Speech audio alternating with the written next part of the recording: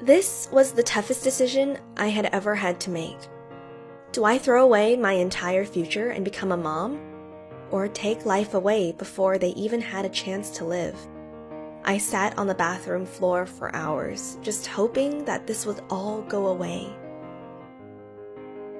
I met my boyfriend when I was 15, and I thought he was the most amazing guy that I had ever met, and I felt so lucky to be with someone like him. But it wasn't too long until his true colors started showing. It started with little comments here and there like, "You look tired," or "You're putting on weight." Eventually, it turned into him dictating all aspects of my life. I was never allowed to do anything or talk to anyone without his approval. This went on for almost a year, and in that time, it felt like I wasn't even my own person. He physically and mentally tormented me. One day, he forced himself on me and somehow made me believe that I had asked for it. After he was done, I laid there and cried into my pillow, feeling weak, helpless, and empty. I thought about telling my parents, but he made me believe that they would disown me. He told me that no one else would love me, and even if I tried to tell someone what he was doing to me, no one would believe it. So I didn't say anything, and it kept happening. A week before our 1-year anniversary, my boyfriend broke up with me through text. He told me that he was sick of my neediness and that I was not good enough for someone like him. I cried, feeling like a loser, and I cried thinking he was the best I could ever get. But I also realized how lucky I was to have him out of my life. It was the best possible thing to happen, and that he could no longer hurt or be in my life. Then, one morning, I began to feel nauseous. I ended up vomiting, and at first, I thought I caught the flu or that it was stress from the breakup, but after a few days of this happening, I knew it wasn't the flu. I ran out and bought a pregnancy test and hoped it wasn't what I thought it was. I sat on the toilet waiting for the results, begging and hoping it wasn't true, but to my horror, it was positive. Why? How? I sat on the bathroom floor and cried until I couldn't anymore. I wasn't ready to be a parent. I'm only 15. How could he do this to me? I immediately called my cousin, who was an OBGYN, and told her everything. "Please help me. I don't know what to do." I cried on the phone. My cousin was the only person I could trust. She came as soon as she could, and 2 hours later, she pulled up to my driveway. She told me everything would be okay and took me to her clinic to confirm the pregnancy. She printed a report and took it to the nearest Planned Parenthood, where my cousin pretended to be my guardian so I could have the operation without my parents knowing. The first step was booking a mandatory therapy session for the next day. When we went back to Planned Parenthood, we were surrounded by people screaming and pushing photos of babies in our faces, calling us evil and selfish. I panicked, and the door and my cousin began to fade as everyone started to crowd around me. It felt like they were getting bigger and suffocating me with their yells. "Where's my cousin?" I thought to myself. I was beginning to get hysterical and felt sick. I pushed through the crowd and ran up the stairs, hoping to God that it would open.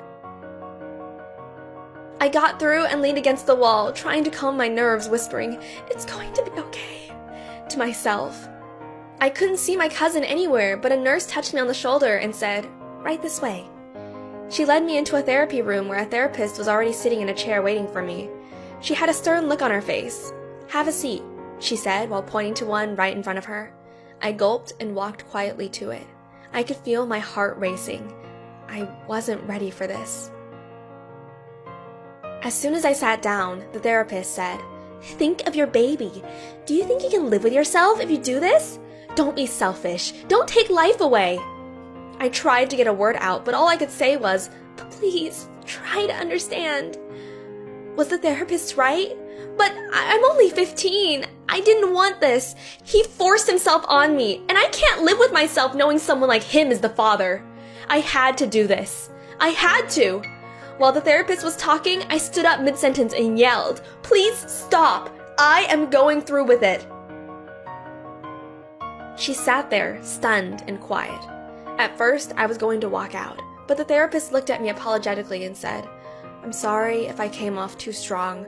Part of my job is to assess your mindset and make sure you're healthy enough to have the operation." I could tell she felt bad, so I said I would finish the therapy session and sat back into my chair. After a few more questions, she said I was able to continue and to make an appointment with the nurse out front. The nurse gave me 2 options: take a pill at home or come in for a non-invasive operation. I thought about taking the pill as I was only 3 weeks into my pregnancy, but the idea of doing it alone with my parents at home scared me. My parents had no idea what was happening, and if they knew, they would kick me out. So I decided to do the non-invasive procedure. The nurse said that it would only take a few hours and I could go home straight after. There wouldn't be any downtime and I wouldn't have to tell my parents anything. This was the only way for me. On the day of my operation, I sat in my cousin's car in complete silence. Was I a monster for doing this? I kept thinking to myself. I felt fear and shame building inside me. I turned to my cousin, asking her to hold my hand because I didn't want to go through the crowd of people alone. She gently held my hand and led me to the clinic, pushing through. We sat there for a while until they called my name. "The doctor will see you now." I turned to my cousin with fear in my eyes. Am I making the wrong decision? While I laid on the hospital bed, the nurse tried to reassure me and said that I was brave. I didn't believe her though. I was already 3 to 4 weeks pregnant, and even though that doesn't seem very far into a pregnancy, I was still carrying another life in my body. All I could do was stare at the ceiling and try not to cry. The doctor came over and started explaining what was going to happen and to try to relax. I was then given anesthesia. I started getting sleepy and then everything went black. The first thing I saw was my cousin standing over me. "You were so brave," she said as she helped me get dressed. On the way home, I started to get really nervous. How was I going to face my parents? I'd been lying to them the entire time. As I opened the door, my dad was sitting in the living room. "You're back! How was the mall?" I was trying to think of what to say. How could I tell my dad that his little girl had been physically tormented for months? And on top of that, she had gotten pregnant. All I could get out was, "It was fine, Dad," and ran as fast as I could to my room, knowing that I would never be able to tell him or anyone the truth. As I'm writing this, it has now been 2 months since I lost my baby. Sometimes when I'm alone, I think about the life I could have had. What would my baby be like, and how would my parents have reacted? Sometimes I wonder if the father would have cared. The week after the procedure was the hardest, and I couldn't stop crying. I couldn't eat anything. The only emotion I felt was shame for what I had done. Even with all these questions that still haunt me when I'm alone, I know that at the end of the day, I made the right decision for me. I was too young to even think about taking care of someone else, and I wouldn't have been able to live with myself if I gave up my baby for adoption. My ex-boyfriend knew exactly what he was doing and purposefully pulled the condom off that night and didn't even tell me. This was the only way I could go on, and I hope that one day I will be able to forgive myself for the decision I made. I know many of you will judge me as a horrible person no matter the reasons or situations, but I never intended for any of this at 15 years old. If you're going through a similar situation, I won't tell you what you should or should not do, but I'd like to say, know that you are not alone and that there is a way out. Talk to someone you can trust because no one deserves to have their consent taken away and made to feel like they are unlovable. And if you come to a difficult decision like mine, focus on what you feel is the best possible decision you can make overall.